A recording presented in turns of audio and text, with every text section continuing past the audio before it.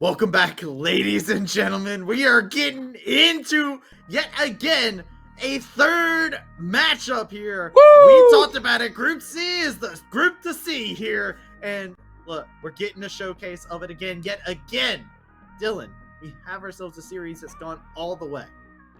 Yeah, and I'm not trying to say anything, but on the Academy stream, it was 2-2-0s, and over here on Path to LCS, we've got back-to-back 3-game bangers, so you kind of have to drop a follow. You have to, right? Like, I feel like you have to at this point, right? The game quality is just too insane. Yeah, this is look, you've got some fantastic games here. If you have been watching the games and that wasn't assurance for you enough, look, we're telling some stories here and they are as exciting as can be. So make sure you check them out and also check out the Twitter too. That way you can stay up to date on all the Path to LCS stuff. Because like my co-caster just said, hey, the other stream had 2 O's going across. You gotta make sure you stay up to date on everything that's happening. But we have ourselves a game 3. We have CLG Faith fighting back. You said it yourself. Backs against the wall. And Team Pending struggled to answer back. This is their comfort zone, baby. I guess so. This new team, this new identity that they've developed, their backs are against the wall. This is their comfort zone. They're down 0-1. This is where they feel comfortable. I felt like their draft that game was so much clearer. It was so much better. You've got Draco on something where it doesn't matter if he wins lane. He can just play evenly and then absorb the 5 top lane bans against him. Look at that. Fiora, Gwen, Camille, Vlad, Aatrox. He just picks Malphite, and he was useful that game no matter what, right? Mm-hmm. And the rest of the team just so strong when coordinated together. And the real star of that game, to nobody's surprise, was Town. Yeah. He just played so well. What an exciting prospect to see inside of the mid lane too, right? You look at the damage between the two of them, and it doesn't do the justice to the story that happened in the mid lane. It was Town who was constantly finding these outplay moments, as we get to see time and time again. Town is the aggressor. He is making sure that Robbie Bob is punished in every possible way. The craziest thing is, honestly, he made Robbie Bob look a little bit silly with some of these outplays, which is saying a lot because Robbie Bob is really good, right? And it's nothing to scoff at. And Town was just styling on him over and over and over again. And it was the core reason that CLG found themselves in the driver's seat. They found themselves taking game 2. And I also want to throw a shout out to the bot lane. I think that Aaron and Trevor managed to weather the Lucian Nami storm very well, and they scaled into that lane, and they were very useful. We saw some crucial eats coming out from Trevor to save some fights. We saw the Senna from Aaron just pumping out damage. He is that consistent carry for them. So it was a team-wide effort, but it was mostly focused around Town's early game dominance of the 1v1 matchup. Yeah, I actually love it whenever you get to highlight the point you were highlighting, the bot lane.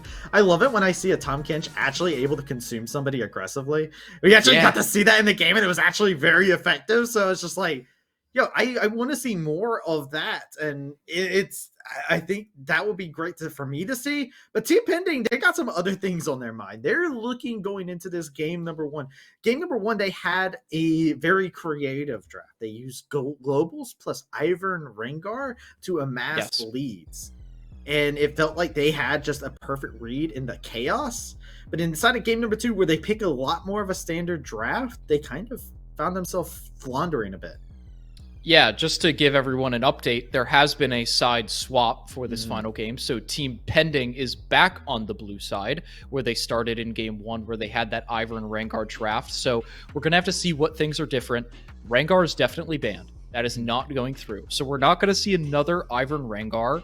What other picks does Team Pending have on the blue side that can really shake up this game? They could take Wukong. Kitsua was very good at it. They could take Lucian, but it didn't pan out last game. It's going to be interesting. GP is an option, but it was banned away. So I do feel like it's going to be fascinating to see how this draft unfolds for the side of Team Pending, because I think if they draft the same way, I'm not quite sure it's going to pan out any differently than game 2. With the side selection, I do want to pose the question: does Senna go through from CLG? Do that, because that is a pick that Team Pending is more than happy to grab first pick. I do think that the Senna does have a lot of priority amongst them.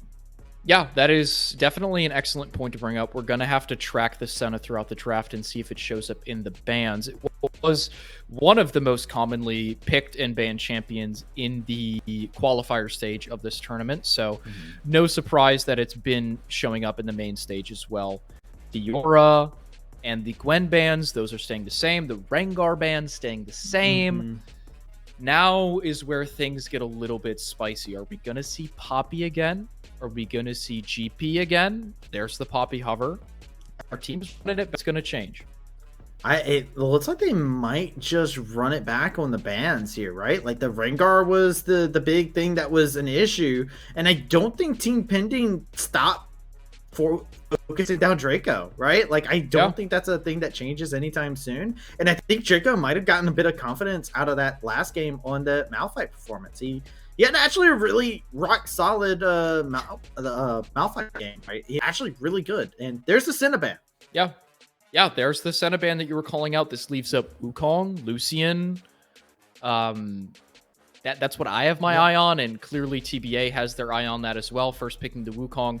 This is a champion that Kitsuo has performed on in the past.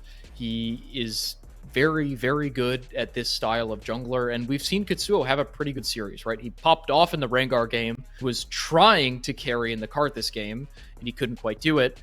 And we're seeing CLG maybe running back a very similar draft to their game one. Udyr plus hyper carry ADC, third pick Thresh. That's what would make sense to me. Yeah, this is very interesting because this didn't work out for them, but there was also the cheese factor that came into play. So I do think that this is a very interesting run back. Maybe you got your confidence back after that and you want to go back to more your team's traditional style. The Tristana is a very fun one. That one has been rising up a bit more, and it is still technically, when you have Robbie Bob in your game, it is a flex pick technically, which is terrifying. Yeah, that is a good shout, right? Keeping in mind that Robbie Bob does play all sorts of wonky stuff, and he doesn't really care about the composition. He will just pick it and play it because that's what he thinks is good for the matchup. It is going to be a Jinx Braum, right? You want that value from the shield to block the Braum ultimate. You can also absorb a little bit of engage and try and disengage with the Glacial Fissure and trying to just really separate the fight through that. It is also pretty solid into Tristana because Tristana is jumping face first into you, which means you can guaranteed get your passive proc on her, and you can probably pretty easily stack that up. So it's interesting to see what Shuki's picks to try and sort of balance that out. Soraka ban, that might be a read on a pick that I'm not quite aware of at this point. Vladimir ban that happened last game, it probably is going to be another 5 bans at Draco. I mean, Chookies is a player who will play Enchant, right? Like, it is one of those things that you immediately look at when you see Chookies. Chookies is very renowned. Even when people were playing, like, engage supports, Chookies was still like, yeah, so Enchanters are great. And so I get it. You don't want the ambulance to come in, especially when you got members of the team like a Wukong, Ornn that are already hard enough to kill to begin with. So, yeah. CLG Faith, they get their next pick, and it is, they know their matchup topside. It is going to be the Aatrox. Yeah, it's just a stable matchup, right? You can try and buy a little bit of space for your carries in the back line with some threat. It's just a lane phase that Draco's played out dozens of times, right? It's a good, solid pick. I love the Victor here for Robbie Bob. It is a good champion that he has in his pool, somebody that he's quite proficient on. It gives you an AP option in this team composition that's otherwise pretty physical damage heavy. And you pair it with the Renata. Renata's a champion that I really actually like to see come through in these drafts. I think it does have a lot of potential. Bailout is very interesting. The ultimate we've seen in certain scenarios, making the enemies go berserk and attack each other. It can be very, very strong, especially against a potential Akali. You can throw that ultimate in the Shroud and make things interesting. Yeah, it is very interesting because it's also like an enchanter that is takes a lot of skill to play. I feel like feel like utilizing Renata's kit is actually fairly difficult in terms of like navigating it in a team fight. She does have like some easy abilities to be able to apply. Her AoE shield is very easy to apply. But it does draw you into a question of like, how do you use her Q? How do you use her ult? When's the right time to be able to do it? Do you utilize it when you see the shroud pop up, or do you use it to start up a fight?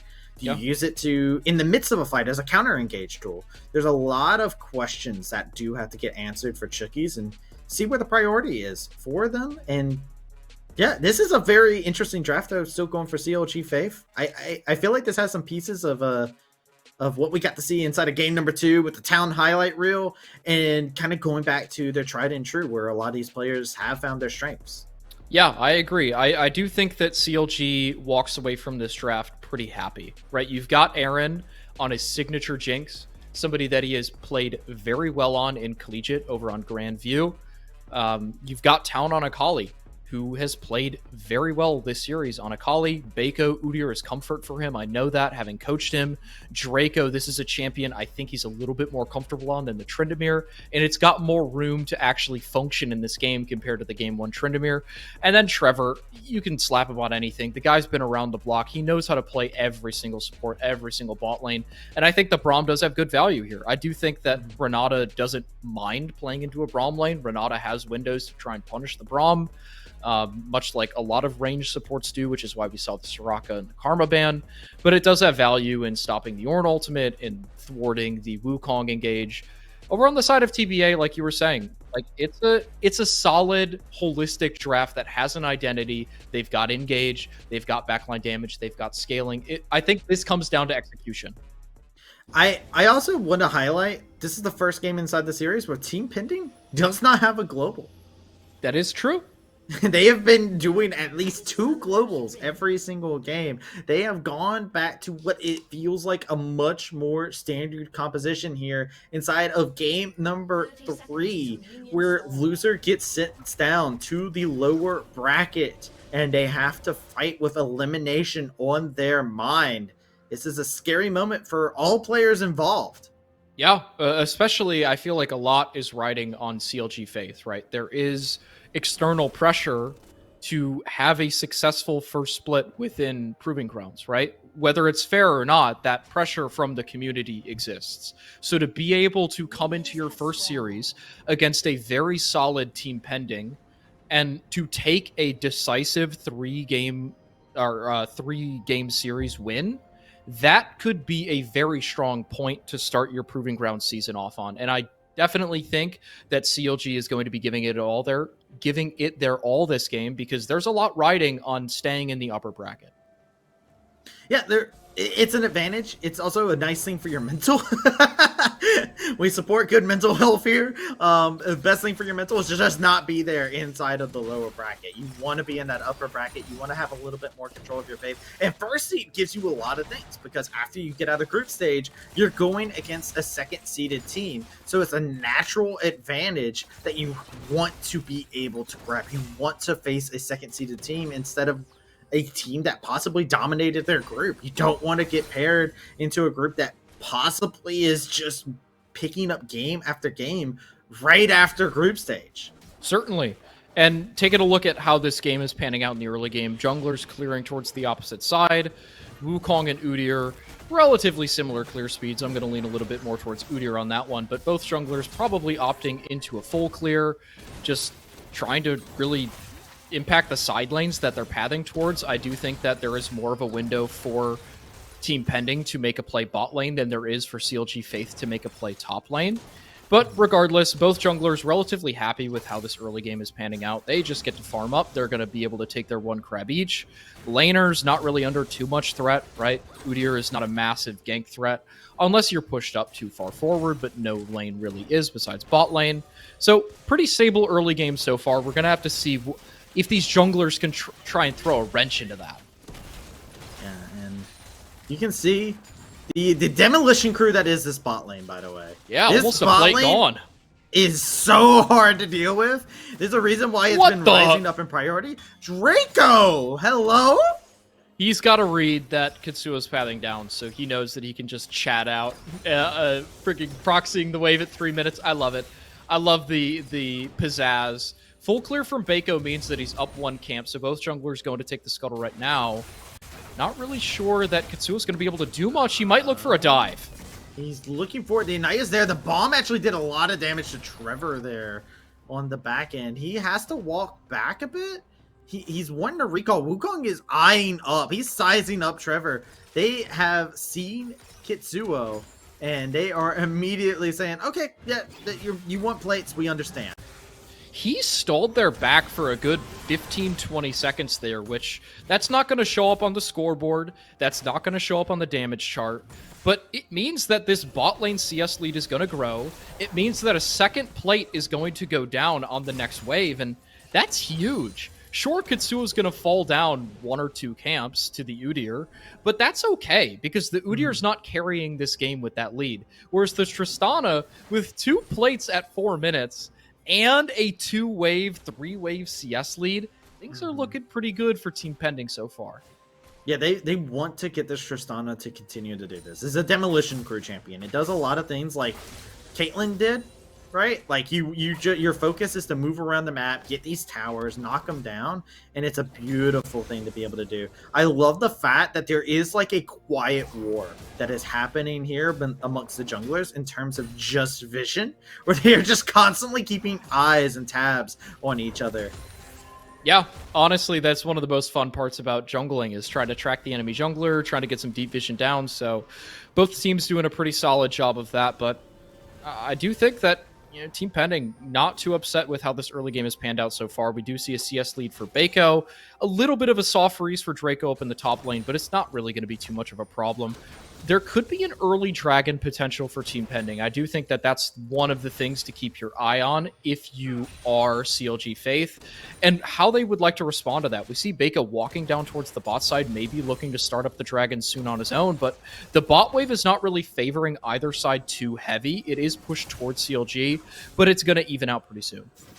You see this Udyr getting a little restless, wants to find somebody, wants to bear slap somebody, put that aggression in and get one of these lanes a little bit of advantage. Even if it's just Town, they know what Town can do on this Akali, so getting them unlocked would be great. And you can already see the rotations happening.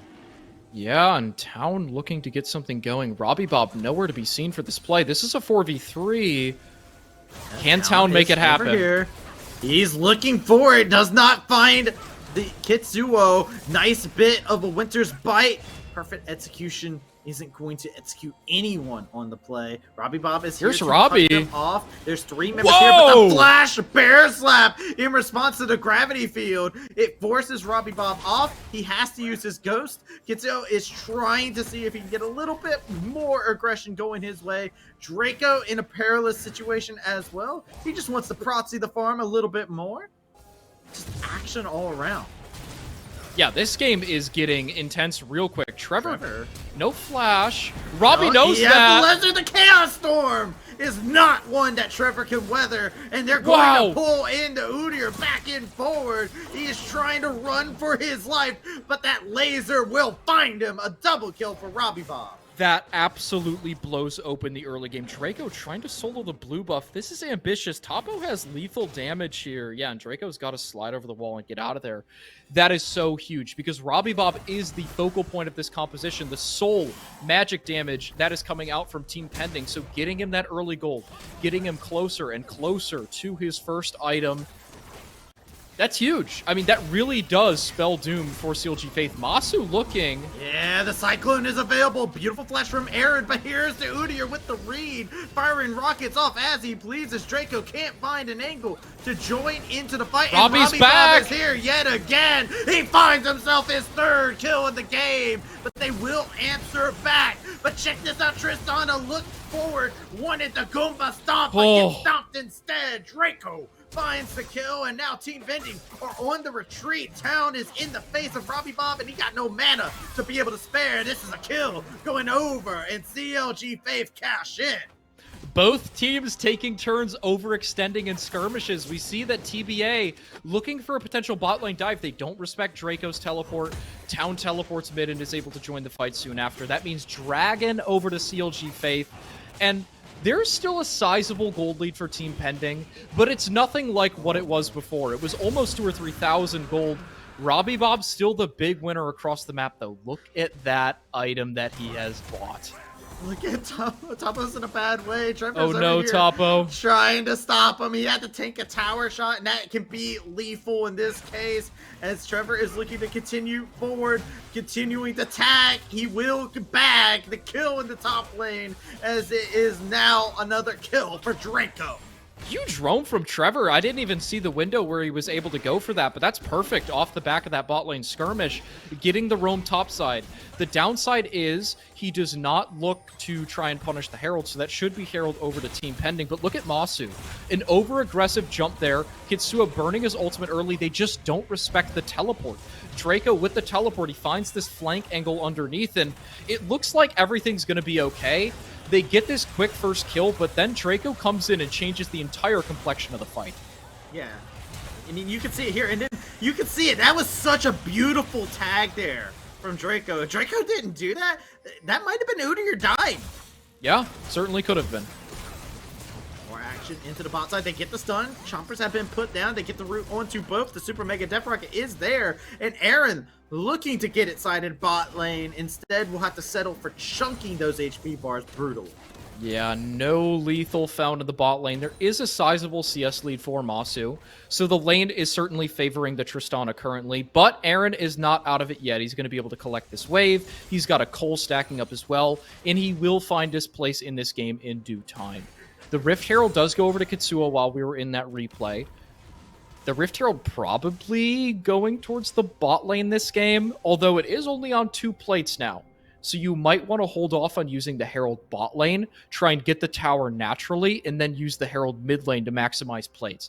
There's a couple ways Team Pending can play it, and I'm interested to see what sort of read Kitsuo has on the situation, trying to decide where he should be using that Herald. Yeah, I'd be excited to see them actually do the idea you talked about. Go mid lane with it, because you have Robbie Bob.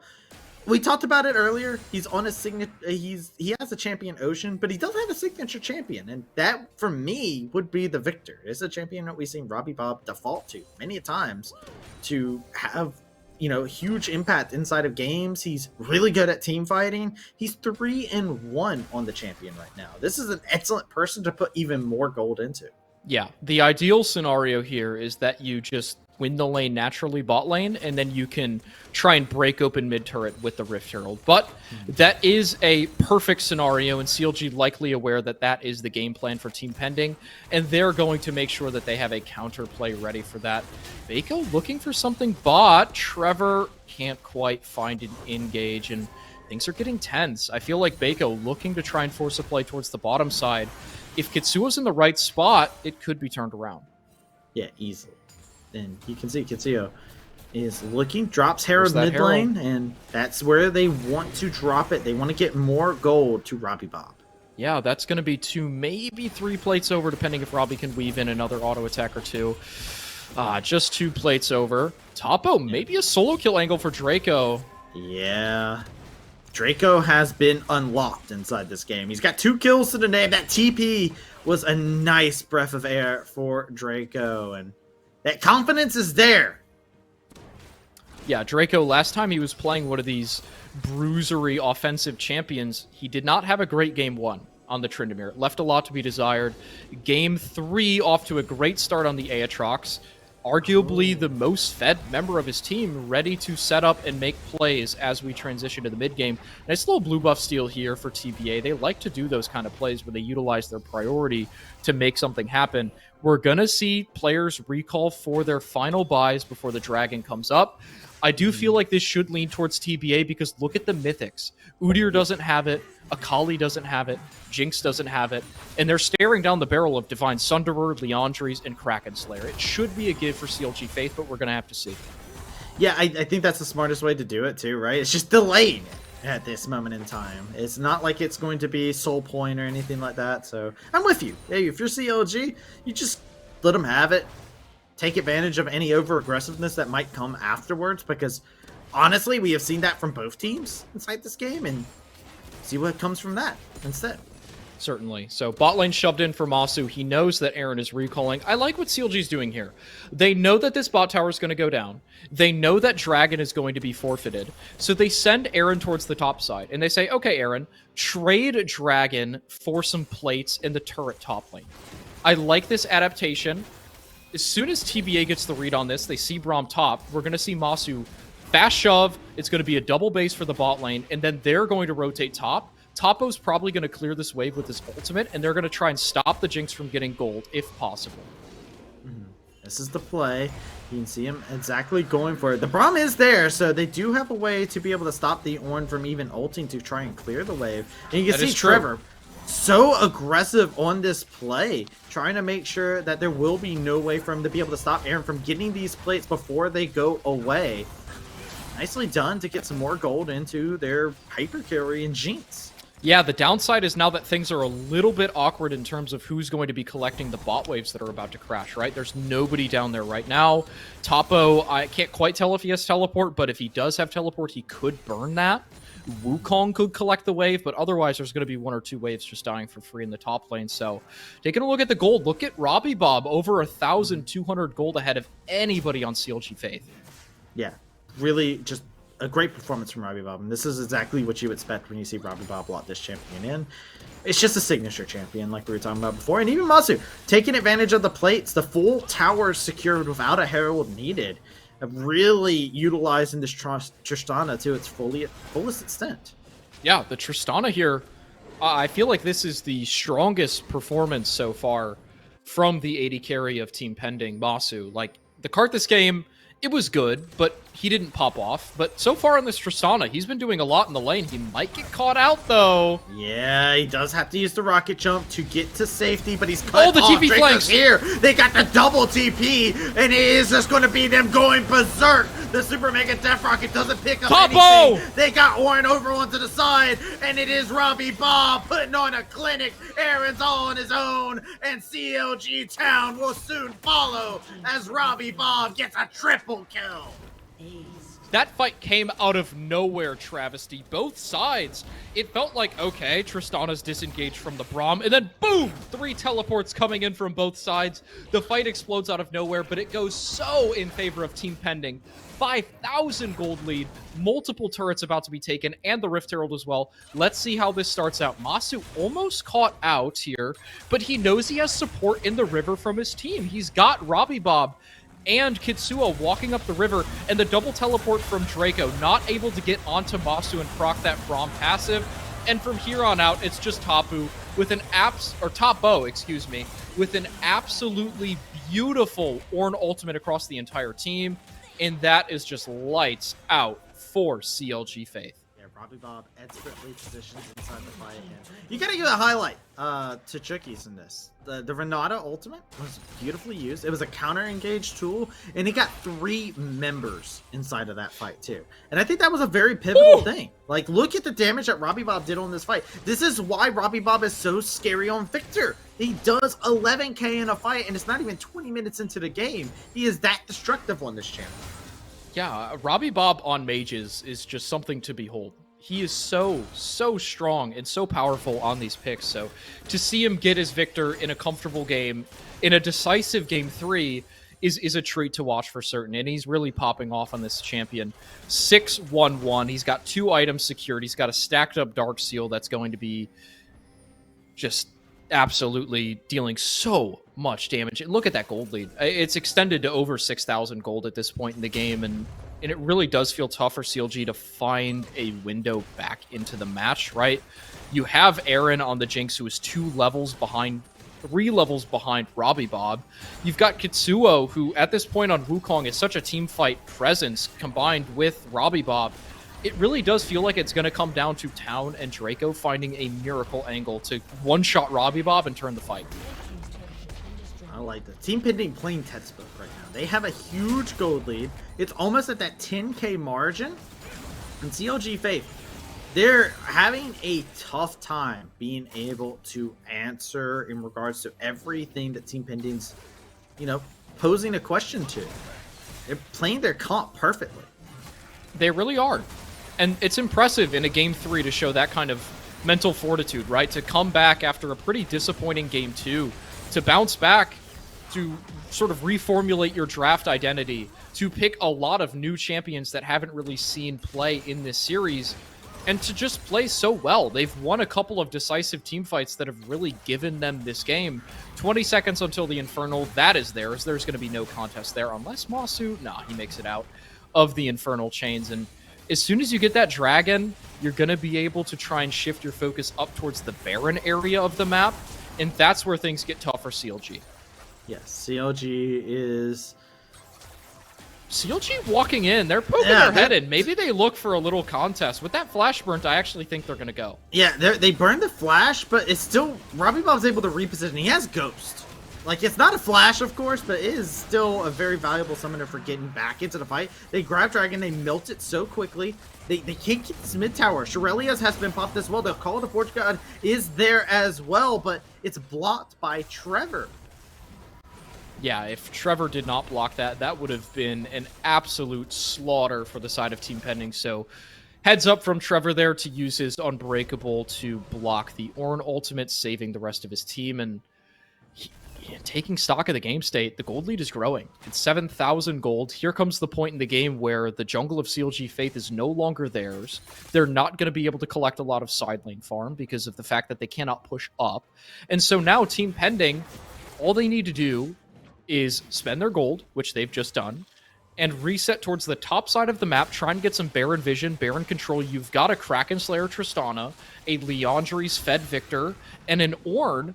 You've got the tools to try and take an early Baron, and at the very least, you can force CLG Faith into an awkward position where they have to fight you down 7,000 gold. It is very awkward, but you also have to be careful, man. I have witnessed many games inside of Collegiate and Amateur where the gold lead is immense, yes, and the Jinx gets excited in one team fight. And a lot of your gold and whatnot, while yes, Tristana's gotten a good amount of gold, a lot of your kill pressure is from Robbie Bob. So I feel like you do have to spread a bit of caution as well. You don't want to overstep. You don't want to overstep your bounds in any of these team fights, because if you do, a Jinx reset going in to get excited, to be able to just move around into the fights freely and uncontested is a scary fight that you don't want to find yourself in. That is a great point to bring up. There is certainly pop-off potential for the side of CLG Faith, right? The game is not completely doomed. It hinges on what happens here at this Baron. If Baco can find a steal, if Aaron can find a pop-off, things are possible for CLG Faith, but it's burning fast. Yeah, they have to go for it. If they are looking to get it, it is gone! And they will not be able to find it. The teleport was used as well. CLG needs to be careful here. Trevor trying to group together with the team, needs to be ready for that Call of the Forge God as soon as it comes in. And here's the team fight. Draco getting caught out in the World Ender is not enough to be able to stop him. Robbie Bob continuing. Robbie has his sights set on Aaron, and he will assimilate him. He finds the kill. The gravity field is there. The slows is too much. Town can't join into his team, and it's Team Pending looking to possibly end the game and end the series. Yeah, this might just be it. There is no real wave. There's one or two minions. They're looking to end the game. Yeah, it is ending the game here. Call the Forge God comes in. They got him. Town. Team Pending will find their results. Town has to run away, but get shot down. A triple kill for the Tristana, and they're looking to bear it down on the Nexus. CLG Faith shoots one more Hail Mary. Can't find the target. The damage is still there. The Tristana cleanses through the traps, and Team Pending are counting it down. They are hitting the Nexus, and they are going to go ahead and punch their way in to the upper bracket. Massive performance in Game 3 from Team Pending. Game 2, it felt like they were a little bit lost. Robbie Bob fell behind in the mid lane, but Game 3, they were right back on track, just like Game 1. They had a solid, stable draft. They played so unbelievably well, and they closed out the series with a clean third game. That was beautifully done from Team Pending, really and truly. They pick their champions. They go for a completely different style. Yeah. And they say, all right, yeah, we can do this. And this is what you expect to see from a team of veterans. These are not one-trick ponies by any means. They can play many different styles, and that is one of the biggest threats that teams are going to be looking out for them, especially AoE going over into the Nets round, because that's the Nets opponent. That's their Nets matchup. Yeah, that is going to be a very hype matchup. But before we really shift focus too much, I do really want to praise Masu, because I think that as sort of the younger teenage player on this team who doesn't have a ton of experience, to be able to come into a series like that against a very solid CLG Faith team and to play that well, to put your team on your back in game 3 alongside Robbie Bob, that was a very exciting performance. I'm looking forward to watching Masu throughout not only this tournament, but future tournaments as well with his teammates. Yeah, Masu showing up to be a valuable prospect indeed. But with that, we're going to take ourselves a short break. We have ourselves an interview lined up, so we will be right back with that interview. Welcome back, ladies and gentlemen, for some Proving Grounds action. And today we have our winner from the game, Kitsuo. How are you doing, man? I'm feeling good about our win. Just feels good to have that off our back. You know, going into today's match, we didn't really know what to expect, but like just coming out with a dub is good. So you're telling me you guys didn't know what to expect when you guys were running stuff like Ivern Rengar game 1? Hold up. So for us, we know what we want to do, but we just are unsure about what other people want to do, because I feel like our team does a lot of weird things. Like we're not really standard in the way that we play. So when we bust out things like that, it's like we know how to play our game, and we're just curious about like what people will throw at it.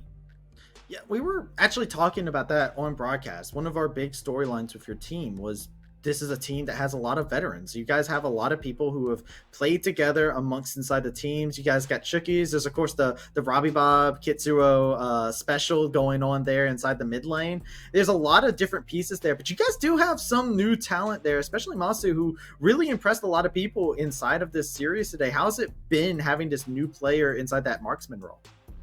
Yeah, Masu, yeah, keep your eye out on him. He's a beast, man. He's gonna really, I think he's gonna surprise a lot of people. I think he's gonna, he's like has so much confidence, and his knowledge about the game is really high.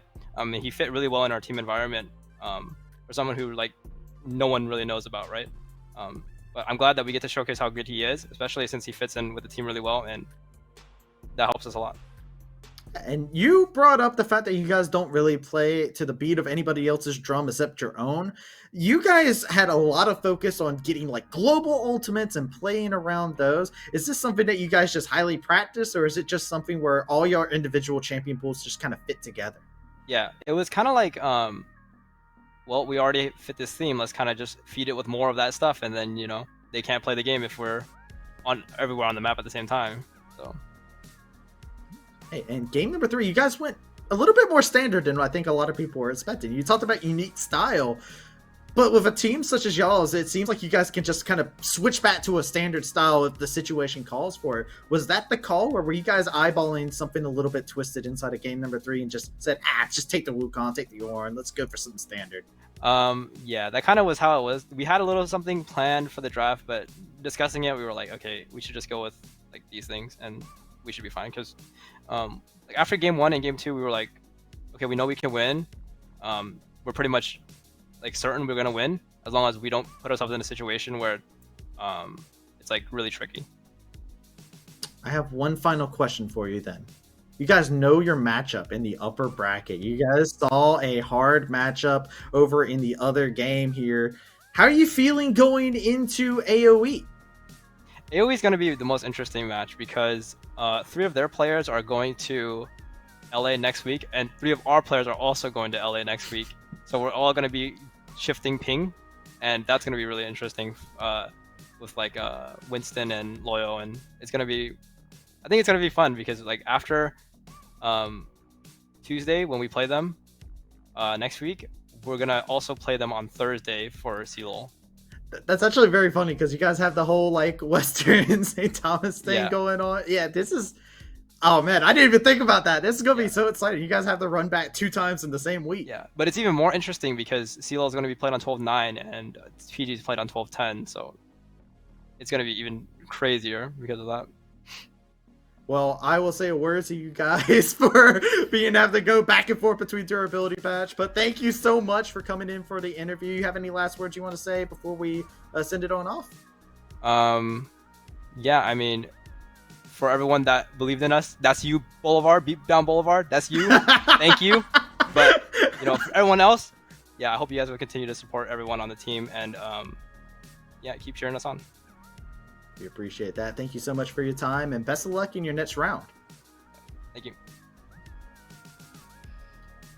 All right, and we are getting ready for everything going on, man. That was exciting to be able to see. Great to be able to hear him. It's actually kind of funny hearing that he's going to have to play 12.10 and then 12.9. I pray for the sanity of them. All these collegiate players looking to throw down. So much action going on. I can't imagine what that's like to face 3 players on one patch in one tournament and then immediately shift gears to facing those same 3 players. It's so crazy. It's so funny. And my producer is saying that they want us to see predictions real quick at the end of the day. Oh, geez, don't show it. Look, I can explain. I got half there. I'm 50% on the day. Okay, I'm doubling my win percentage day by day. I got 1. I mean, I'm still ahead of you, which is nice. But okay. Hold on. This is tough, man. Supernova, they had a fat gold lead game 1. They couldn't pull through. That's tough.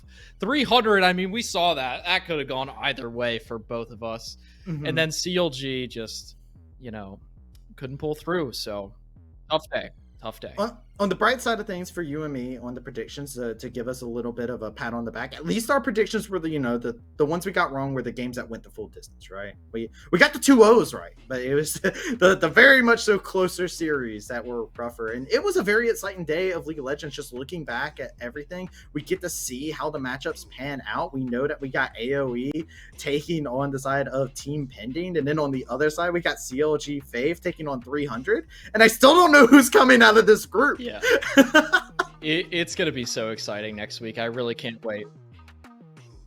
But with that being said, we want to go ahead and give a shout out to our sponsors, to go ahead and thank them for everything they've done. That is Atlantic, HyperX, and Zowie for coming in, making sure that we're able to put on the finest League of Legends action out here on the Path to LCS channel. So we greatly appreciate them.